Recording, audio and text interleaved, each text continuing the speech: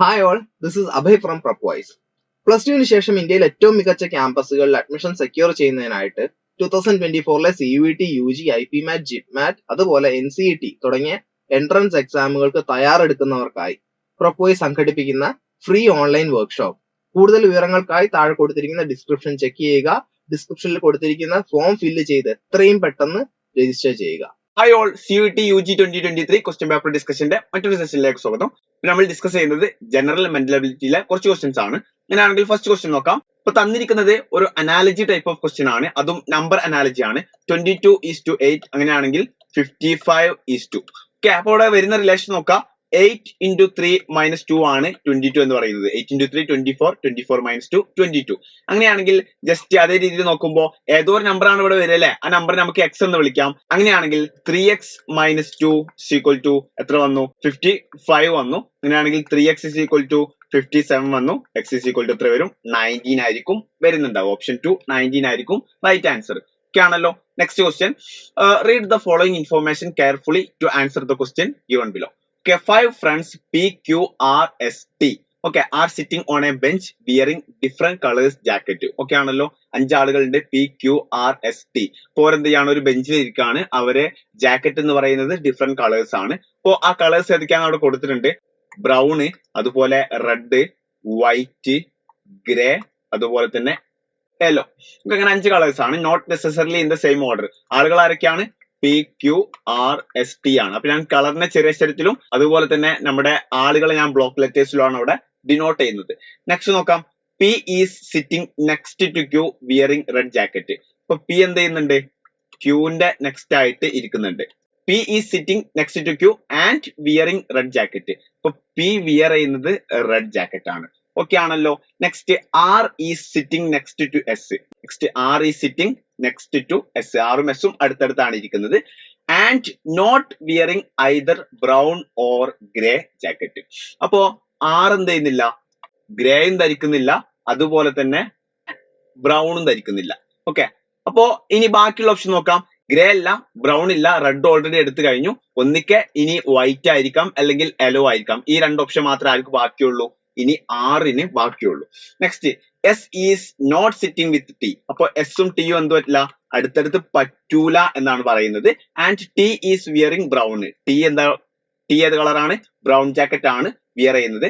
Next, T is on the left end of bench. അപ്പൊ 1 2 3 4 5 അഞ്ചാളുണ്ടെങ്കിൽ T ആണ് left എൻഡിൽ എന്ന് പറയുന്നുണ്ട്. ഓക്കെ ആണല്ലോ. അങ്ങനെയാണെങ്കിൽ നെക്സ്റ്റ് പറയുന്ന കാര്യം, R is on the second position from the right. റൈറ്റിൽ നിന്നുള്ള സെക്കൻഡ് പൊസിഷനിലാണ് ആരുള്ളത്? ആർ ഉള്ളത്. ഓക്കെ ആണല്ലോ. അങ്ങനെയാണെങ്കിൽ എസ് എവിടെ വരിക? എസ് ഇവിടെയാണ് വരിക. അതുപോലെ തന്നെ പിയും ക്യൂയും എവിടെയാണ് നമുക്ക് കറക്റ്റ് ഉറപ്പിക്കാൻ വേണ്ടിയിട്ട് കഴിയൂല. ഓക്കെ, നെക്സ്റ്റ് നോക്കാം. P is on the right of Q. അപ്പോ ക്യൂവിന്റെ റൈറ്റിലാണ് പി ഉള്ളത്. P is on the right of Q. അപ്പൊ അഞ്ചാളുടെ അറേഞ്ച്മെന്റ് നമുക്ക് കിട്ടി. ആൻഡ് ടി അല്ല, ടീന്റെ റൈറ്റ് തന്നെയാണ് ആരുള്ളത്? തീർച്ചയായിട്ടും പി ഉള്ളത്. And Q is wearing grey. Q is wearing grey jacket. Okay ആണല്ലോ. അങ്ങനെയാണെങ്കിൽ ഇനി ഒരാൾ മാത്രമേ ഉള്ളൂ, PQRS.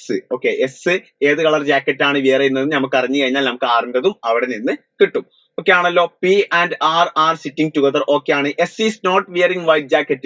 S വൈറ്റ് ഇല്ല എന്നുണ്ടെങ്കിൽ S ഏത് വിയർ ചെയ്യും? യെല്ലോ വിയർ ചെയ്യും. അങ്ങനെയാണെങ്കിൽ R എന്ന് പറയുന്നത് ഏതാ വിയർ ചെയ്യാം? വൈറ്റ് ആയിരിക്കും വിയർ ചെയ്യുന്നുണ്ടാവുക. അങ്ങനെയാണെങ്കിൽ ചോദിക്കുന്നത് what is the colour of R jacket? ഏതാണ്?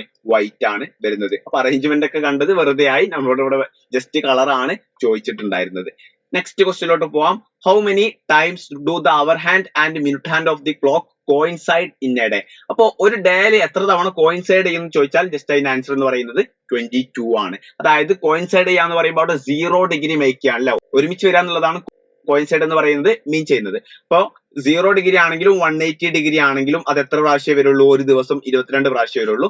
360 അണ്ടറിലുള്ള ബാക്കി ആംഗിൾസ് ഒക്കെ എത്ര തവണ വരും? ഒരു ദിവസത്തിൽ 44 തവണ വരുന്നുണ്ടാവും. ഓക്കെ, ആ കാര്യം മൈൻഡിൽ ഉണ്ടായിരിക്കാം.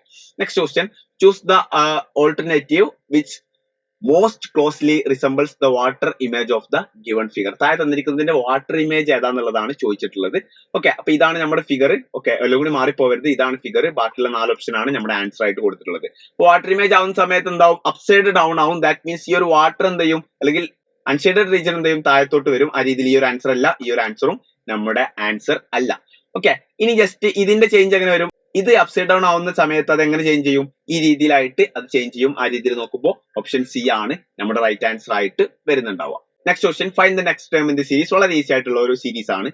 2, 5, 10, 17, 26. അപ്പൊ ഇവിടെ +3, നെക്സ്റ്റ് +5 വന്നു, നെക്സ്റ്റ് +7 വന്നു, നെക്സ്റ്റ് +9 വന്നു, നെക്സ്റ്റ് +11 ആയിരിക്കും. ദാറ്റ് മീൻസ് 37 ആയിരിക്കും നമ്മുടെ ആൻസർ ആയിട്ട് വരുന്നുണ്ടാവുക. നെക്സ്റ്റ് ക്വസ്റ്റ്യൻ അവിടെ കൊടുത്തിരിക്കുന്നത് statement and assumption type of question ആണ്. ഫസ്റ്റ് സ്റ്റേറ്റ്മെന്റ് പറയുന്നത് Ashish wrote a second letter to his father after 2 months when he did not receive any reply for the first letter. അപ്പൊ first ലെറ്ററിന് reply കിട്ടാത്തതുകൊണ്ട് അദ്ദേഹത്തിന്റെ ഫാദറിന് 2 മാസം കഴിഞ്ഞിട്ട് അദ്ദേഹം എന്ത് ചെയ്യാണ്? വീണ്ടും ഒരു ലെറ്ററും കൂടി എഴുതുകയാണെന്ന് പറയുന്നത്. അപ്പൊ ഫസ്റ്റ് അസംഷൻ പറയുന്നത് Ashish father did not receive the letter. Okay, അദ്ദേഹത്തിന്റെ ഫാദറിന് ലെറ്റർ റിസീവ് ചെയ്തിട്ടില്ല എന്നാണ് പറയുന്നത്. അപ്പൊ റിസീവ് ചെയ്തിട്ടുണ്ടോ ഇല്ല എന്നതിനെ കുറിച്ച് യാതൊരുവിധ ഡാറ്റയും അല്ലെങ്കിൽ അതിനെ കുറിച്ചുള്ള വിവരങ്ങളും അവിടെ നിന്ന് ലഭിക്കുന്നില്ല. ദാറ്റ് മീൻസ് അത് wrong ആണ്. നെക്സ്റ്റ് പറയുന്നത് his father promptly sends reply to his letters. Normally അദ്ദേഹത്തിന്റെ ഫാദർ അദ്ദേഹത്തിന് പ്രോംപ്റ്റ്ലി വേഗം റിപ്ലൈ കൊടുക്കുന്ന ഒരു വ്യക്തിയാണ്. അതുകൊണ്ടായിരിക്കണമല്ലോ 2 മാസം കഴിഞ്ഞിട്ടും ഒരു റിപ്ലൈ കാണാത്തത് കൊണ്ട് അദ്ദേഹം തിരിച്ചയച്ചത്. ഇപ്പൊ എക്സാമ്പിൾ ആയിട്ട് ലേറ്റ് ആയിട്ട് റിപ്ലൈ അയക്കുന്ന ഒരാളാണെന്ന് വിചാരിച്ചു. നമ്മൾ ഒരു ആൾക്ക് മെസ്സേജ് അയച്ചു അല്ലെങ്കിൽ ഒരാൾക്ക് നമ്മൾ മെയിൽ അയച്ചു, കത്തയച്ചു. ഇപ്പൊ ലേറ്റ് ആയിട്ട് റിപ്ലൈ തരുന്ന ഒരാളാണെന്നുണ്ടെങ്കിൽ നമ്മൾ ഒരു 2 മാസം കഴിഞ്ഞാലും 3 മാസം കഴിഞ്ഞാലും വീണ്ടും വെയിറ്റ് ചെയ്യും. കാരണം നമുക്കറിയാം അദ്ദേഹം തീർച്ചയായിട്ടും അവിടെ ലേറ്റ് ആയിട്ട് റിപ്ലൈ തരുള്ളൂ എന്നുള്ളത്. പക്ഷെ അദ്ദേഹം പ്രോംപ്റ്റ് ആയിട്ട് റിപ്ലൈ തരുന്ന ഒരാളായത് കൊണ്ടായിരിക്കണമല്ലോ തീർച്ചയായിട്ടും അദ്ദേഹം 2 മാസം കൊണ്ടും ആ ഒരു റിപ്ലൈ കാണാത്തത് കൊണ്ട് വീണ്ടും രണ്ടാമതൊരു കത്ത് അയക്കേണ്ടി വന്നത്. ആ രീതിയിൽ നോക്കുമ്പോൾ രണ്ടാമത്തെ ഒരു കൺക്ലൂഷൻ എന്താണ്? വളരെ ട്രൂ ആണെങ്കിൽ ഇംപ്ലിസിറ്റ് ആണെന്ന് നമുക്ക് പറയാൻ വേണ്ടിയിട്ട് പറ്റും. ഓക്കെ, അങ്ങനെയാണെങ്കിൽ നെക്സ്റ്റ് ക്വസ്റ്റ്യനിലോട്ട് നമ്മൾ പോവാണ്. Choose the alternative which contains figure A as it's parts. ഈ ഫിഗർ എ ഈ ഒരു ഫിഗർ സെയിം ഉള്ളത് ഏത് ഫിഗറിലാണെന്നുള്ളതാണ് നിങ്ങളോട് ചോദിക്കുന്നത്. അപ്പൊ അതേ കമ്പോണൻസ് ഒക്കെ തീർച്ചയായിട്ടും വരണം.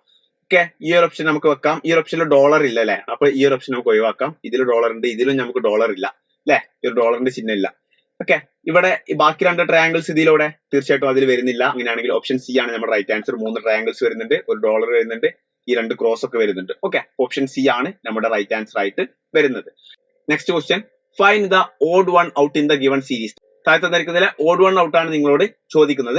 ജസ്റ്റ് നോക്കാം. 6, 24, 60, 120, 336. ഏതായിരിക്കും ഓഡ് 1? 211 ആയിരിക്കും. കാരണം 211 ഒരു ഓഡ് നമ്പർ ആണ്. ആ രീതിയിൽ നമുക്ക് പറയാൻ പറ്റും. അല്ലാന്നുണ്ടെങ്കിൽ ബാക്കിയൊക്കെ 6 കൊണ്ട് ഡിവിസിബിൾ ആണ്, ഇത് 6 കൊണ്ട് ഡിവിസിബിൾ അല്ല. ആ രീതിയിൽ നമുക്ക് വേണമെങ്കിൽ പറയാൻ വേണ്ടി പറ്റും. എന്തായാലും നമ്മുടെ ആൻസർ എന്ന് പറയുന്നത് 211 എന്നുള്ളതാണ്. Okay, next question, among the 4 answer figures which one can be formed from the cut pieces given below. അപ്പൊ ഈ ഒരു കട്ട് പീസസ് വെച്ചിട്ട് ഇതില് താഴെ തന്നിരിക്കുന്നതിൽ ഏത് ഫിഗർ ആണ് നിങ്ങൾക്ക് ഫോം ചെയ്യാൻ കഴിയുക എന്നുള്ളതാണ് അവിടെ മെയിൻ ആയിട്ട് ചോദിക്കുന്നത്.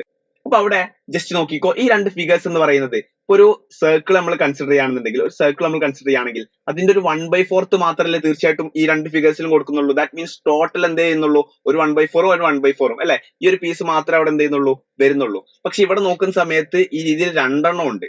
ഓക്കെ, അതൊരിക്കലും പോസിബിൾ ആണോ? ഒരിക്കലും പോസിബിൾ അല്ല. ഈ ഓപ്ഷനിലും അതേപോലെ തന്നെ ഉണ്ട്. ഈ ഓപ്ഷനിൽ 4 എണ്ണം കൊടുത്തിട്ടുണ്ട്. ആ രീതിയിൽ ഒരിക്കലും പോസിബിൾ അല്ല. ഇവിടെ ഈ ഒരു 2 എണ്ണം മാത്രമാണ് എന്ത് ചെയ്യുന്നത്? നമുക്ക് ആ രീതിയിൽ സാറ്റിസ്ഫൈ ചെയ്ത് വരുന്നത്. ആ രീതിയിൽ നോക്കുമ്പോൾ ഓപ്ഷൻ എ ആണ് നമ്മുടെ റൈറ്റ് ആൻസർ ആയിട്ട് വരുന്നുണ്ടാവുക.